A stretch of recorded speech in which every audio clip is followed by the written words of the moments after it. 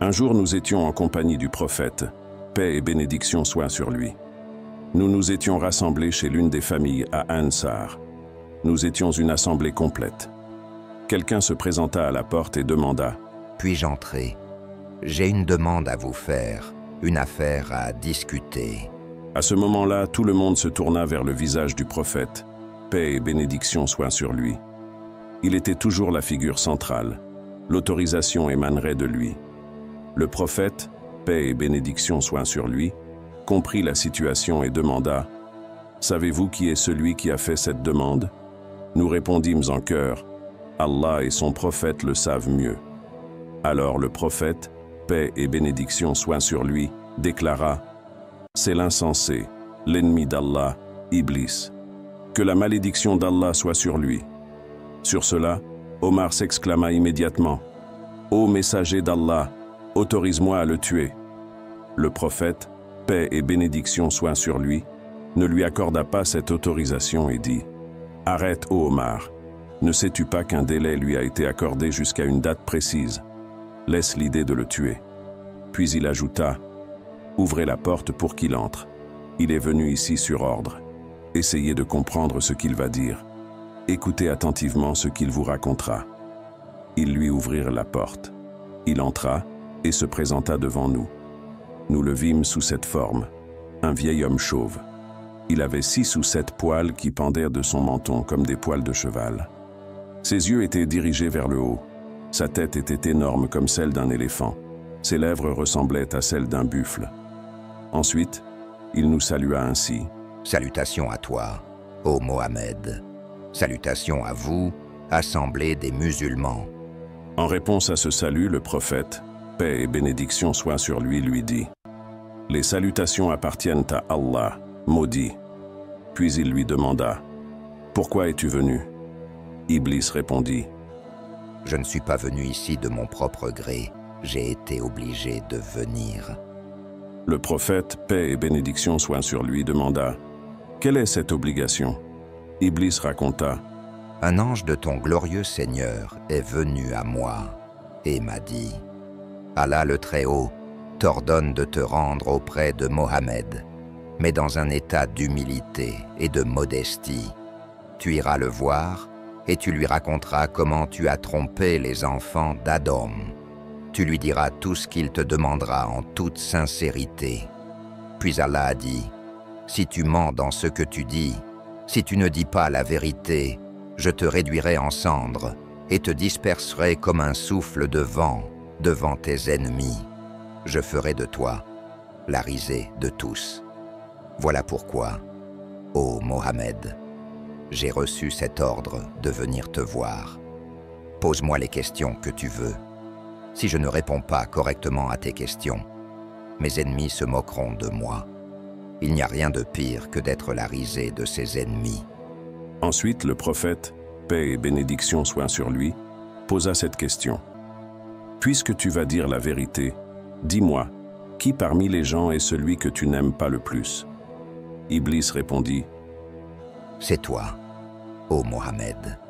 Parmi toutes les créatures d'Allah, il n'y a personne que je déteste plus que toi. » Le prophète, paix et bénédiction soient sur lui, demanda « Contre qui as-tu le plus d'animosité et de haine après moi ?» Iblis répondit « Contre un jeune pieux qui a voué toute son existence à la voie d'Allah. » Ensuite, le dialogue se poursuivit comme suit. Le prophète, paix et bénédiction soient sur lui, posa une autre question. Et ensuite, qui n'aimes-tu pas? Iblis répondit Un homme pauvre et patient, qui ne révèle jamais ses besoins, qui ne se plaint jamais. Le prophète, paix et bénédiction soient sur lui, demanda Alors comment sais-tu qu'il est patient? Iblis dit Ô Mohammed, il ne révèle pas ses besoins à quelqu'un d'autre. Et quiconque expose ses besoins à quelqu'un d'autre pendant 3 jours consécutifs, Allah ne le compte pas parmi les patients. La patience de ceux qui sont vraiment patients n'est pas semblable à cela. En somme, je discerne sa patience par sa condition, son comportement et son absence de plainte. Le prophète, paix et bénédiction soient sur lui, poursuivit. Et ensuite qui? Iblis répondit, celui qui est riche et reconnaissant. Le prophète, paix et bénédiction soient sur lui, demanda, comment sais-tu qu'il est reconnaissant? Iblis dit, Je le sais quand je le vois dépenser son argent honnêtement et le distribuer à sa place. Je sais alors qu'il est un riche reconnaissant. Le prophète, paix et bénédiction soient sur lui, changea ensuite de sujet et lui posa une autre question. Et comment es-tu quand ma communauté se lève pour la prière? Iblis répondit, Ô Mohammed, je suis pris de frissons comme si j'étais atteint de paludisme. Je tremble. Le prophète, paix et bénédiction soient sur lui, demanda, pourquoi es-tu ainsi, ô maudit? Iblis répondit, Parce qu'un serviteur qui se prosterne pour Allah monte d'un degré. Le prophète, paix et bénédiction soient sur lui, demanda ensuite, et comment es-tu quand il jeûne? Iblis répondit, À ce moment-là, je suis enchaîné jusqu'à ce qu'ils rompent leur jeûne.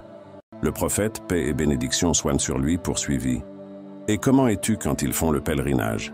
Iblis répondit, Alors, je perds complètement la tête. Le prophète, paix et bénédiction soient sur lui, demanda, et comment es-tu quand ils récitent le Coran?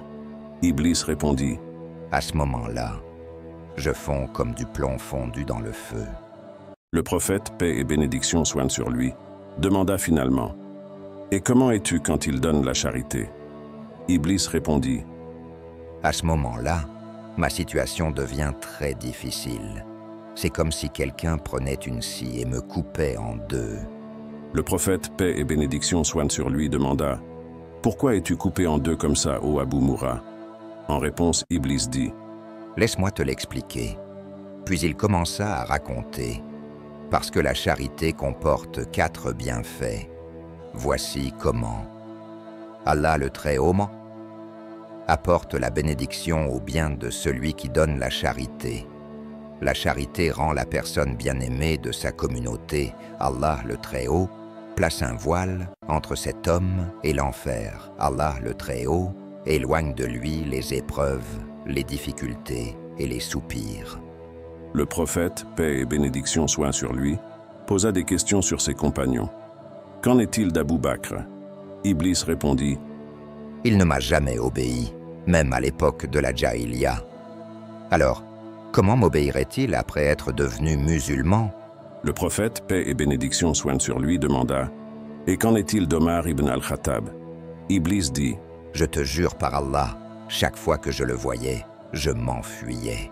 Le prophète, paix et bénédiction soient sur lui, demanda, et qu'en est-il d'Othman ibn Affan? Iblis dit, J'ai honte de lui.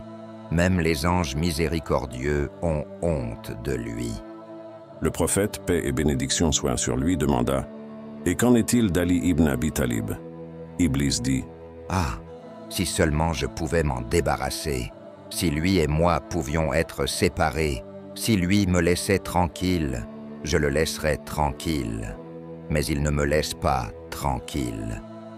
Le prophète, paix et bénédiction soient sur lui, conclut, Louange à Allah qui a accordé la félicité à ma communauté et t'a laissé en rébellion jusqu'à un temps déterminé. Après avoir entendu cette phrase du prophète, paix et bénédiction soient sur lui, Iblis dit, Hélas, où est la félicité de la communauté tant que je serai en vie jusqu'à ce temps déterminé? Comment peux-tu être tranquille pour ta communauté? Je m'immisce dans leurs veines, je me mêle à leur chair. Cependant, ils ne voient pas ma présence et ne le savent pas.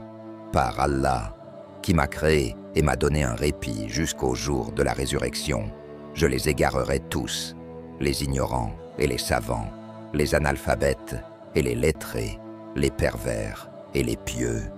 En bref, aucun d'entre eux ne pourra échapper à moi. Cependant, je ne peux pas détourner les serviteurs sincères d'Allah. Oui, je ne peux pas les égarer. Le prophète, paix et bénédiction soient sur lui, demanda alors, selon toi, qui sont les serviteurs sincères et dévoués? Iblis répondit, Ne sais-tu pas, ô Mohammed, celui qui aime ses pièces d'or et d'argent n'a pas de sincérité pour Allah. Si je vois quelqu'un n'aimant ni l'argent, ni les louanges, ni les éloges, alors je sais qu'il est sincère. Je le laisse immédiatement. Un individu qui aime son argent et qui cherche la louange reste attaché à ses désirs du monde, aussi longtemps que dure son amour pour ces choses. Et il est l'un de ceux que j'ai décrits parmi les gens qui m'obéissent le plus. Ne sais-tu pas que l'amour de la richesse est le plus grand des péchés majeurs? Ne sais-tu pas que, ô Mohammed, le désir de dominer est l'un des plus grands des péchés majeurs? Ne sais-tu pas, ô Mohammed, que j'ai 70 000 enfants? J'en ai assigné chacun à une tâche différente. Ensuite, chacun de mes enfants a 70 000 démons sous son commandement. J'en ai envoyé certains aux savants, d'autres aux jeunes, d'autres aux vieillards, et ainsi de suite. En ce qui concerne les jeunes, nous n'avons pas de désaccord avec eux. Nous nous entendons très bien avec eux. En ce qui concerne les enfants, ils jouent avec les nôtres comme ils le souhaitent. J'ai donné à certains de mes enfants la responsabilité des adorateurs, à d'autres celle des ascètes. Ils entrent parmi eux et les font passer d'un état à un autre, jusqu'à ce qu'ils finissent par blasphémer. Ils prennent un ton impie envers n'importe quelle cause. C'est ainsi qu'ils leur enlèvent leur sincérité. Ces gens effectuent alors leur culte sans sincérité, sans le réaliser. Ensuite, Iblis commença à raconter l'histoire d'un moine qui l'avait trompé. Ne sais-tu pas, ô Mohammed, que le moine Barsissa a adoré Allah sincèrement pendant 70 ans. Après ses actes de dévotion, il avait atteint un tel niveau de sincérité que chaque prière de guérison qu'il faisait était exaucée. J'ai toujours été à ses côtés. Il commit l'adultère, il commit un meurtre et finalement, il renia sa foi. C'est lui dont Allah le Très-Haut parle ainsi dans le noble Coran. Ils sont semblables au diable quand il dit à l'homme « Sois mécréant ». Puis quand il devient mécréant, il dit « Je me désavoue de toi, je redoute Allah, le Seigneur de l'univers ». C'est ainsi que l'argument de l'impie lui parut vrai. Ensuite, Iblis se concentra sur certains des vices humains et expliqua comment il en profitait. Mentir. Ne sais-tu pas, ô Mohammed, que le mensonge fait partie de moi et que le premier menteur, c'est moi? Celui qui ment devient mon ami. Celui qui jure faussement au nom d'Allah devient mon bien-aimé. Ne sais-tu pas, ô Mohammed, que j'ai juré à Adam et Ève un faux serment au nom d'Allah? J'ai dit, je vous conseille vraiment. Je fais cela parce que j'apprécie le mensonge. Calomnie. En ce qui concerne la calomnie et l'espionnage, ils sont également mes fruits et ma réjouissance. Jurer sur le divorce. Quiconque jure sur le divorce craint qu'il ne soit pécheur, que ce soit une seule fois ou pour une chose vraie. Celui qui prononce le mot de divorce rend sa femme interdite jusqu'à ce que la vérité soit établie. Dans cet état, les enfants qu'ils auront jusqu'au jour du jugement seront tous illégitimes à cause de ce mot de divorce prononcé. Tous iront en enfer à cause de ce mot, la prière. Quant à celui qui retarde sa prière, laisse-moi t'expliquer. Chaque fois qu'il veut se lever pour la prière, je l'attrape. Je lui suggère, le temps n'est pas encore venu, tu es occupé en ce moment. Occupe-toi de tes affaires pour l'instant, tu pourras prier plus tard. Il retarde alors sa prière en dehors de son temps, et à cause de cela, sa prière est rejetée. Si cette personne me bat en restant constante dans la prière, j'envoie un démon humain pour l'empêcher de prier à temps. Si elle me bat aussi dans cette situation, alors je cherche à perturber sa concentration pendant la prière. Je lui murmure « Regarde à droite, regarde à gauche ». Elle obéit, et je caresse son visage, l'embrasse sur le front. Ensuite, je lui dis « Tu as fait quelque chose de très mal ». Ainsi, je trouble sa tranquillité mentale. Tu sais aussi, ô Mohammed, que celui qui regarde beaucoup à droite et à gauche pendant la prière Allah ne lui accepte pas sa prière, il la rejette. Si je suis toujours vaincu dans cette affaire, je vais à lui quand il prie seul, et je lui ordonne de se dépêcher. Il commence alors à prier rapidement, tout comme le coq qui gratte le sol pour ramasser quelque chose. Si je ne réussis toujours pas à le faire, alors quand il prie en congrégation, je vais à côté de lui. Je mets un foulard sur sa tête avant l'imam, et je lui fais relever la tête du soujoud et du roukou avant l'imam. Avant l'imam, je le fais aussi faire soujoud et roukou. C'est pourquoi le jour du jugement, Allah transformera sa tête en tête d'âne. Si cette personne me bat encore dans cette affaire, alors je lui ordonne de cliqueter ses doigts pendant la prière. Ainsi, il fait partie de ceux qui me glorifient.